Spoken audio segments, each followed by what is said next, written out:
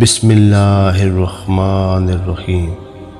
ایک ایسا پرندہ جس کو لوگ منحوس سمجھتے ہیں، اس پرندے کو لوگ الو کے نام سے جانتے ہیں۔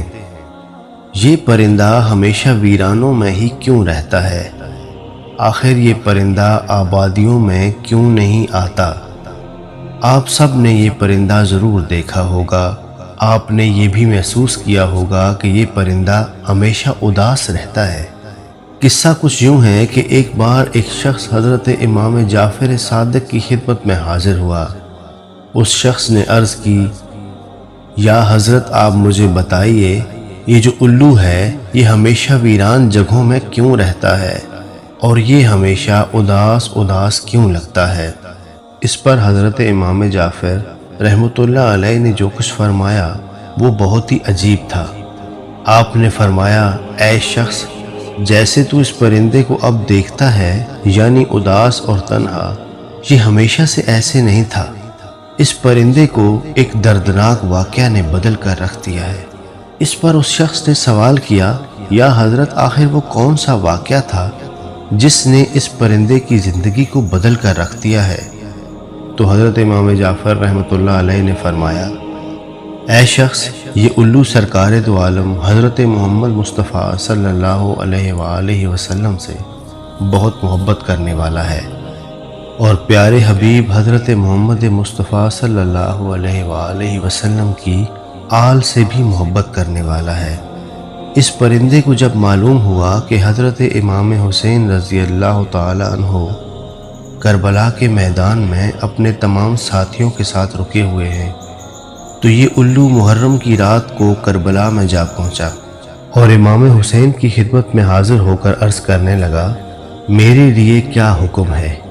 اس پر امام حسین نے فرمایا، اے پرندے، تو یہاں سے بہت دور چلا جا، کیونکہ کل میدان کربلا میں نبی اکرم صلی اللہ علیہ وآلہ وسلم کی آل کے ساتھ جو کچھ ہونے والا ہے وہ تم دیکھ نہیں پاؤ گے۔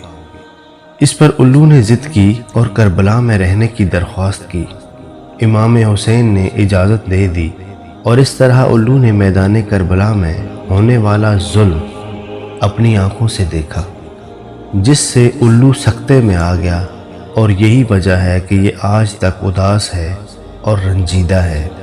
امام حسین اور ان کے جانثار ساتھیوں کے ساتھ جو ظلم کربلا کے میدان میں ہوا، الو نے اپنی آنکھوں سے دیکھا۔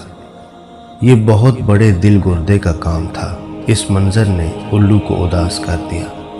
الو آج بھی انسانوں سے نفرت کرتا ہے اور ان سے بہت دور ویرانوں میں اپنا مسکن بناتا ہے۔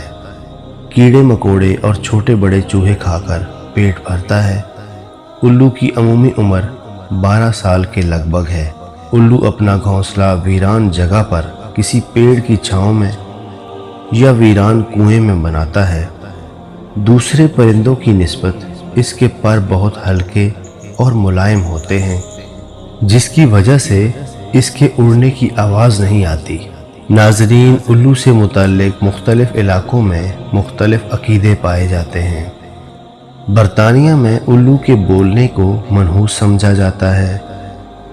جنوبی افریقہ میں الو کی آواز کو موت کی علامت سمجھا جاتا ہے۔ کینیڈا میں 3 دن الو کے بولنے کو کسی کی موت سمجھا جاتا ہے۔ چین میں الو دکھائی دینے پر پڑوسی کی موت سمجھی جاتی ہے۔ ایران میں الو کی عام آواز کو اچھا اور رونے والی آواز کو برا سمجھا جاتا ہے۔ ہندوستان میں الو کا گھر پر بولنا اچھا شگن نہیں مانا جاتا، لیکن ہندوستان میں ہی دیوالی کے موقع پر جادو ٹونا ختم کرنے کے لیے الو کی بلی دی جاتی ہے۔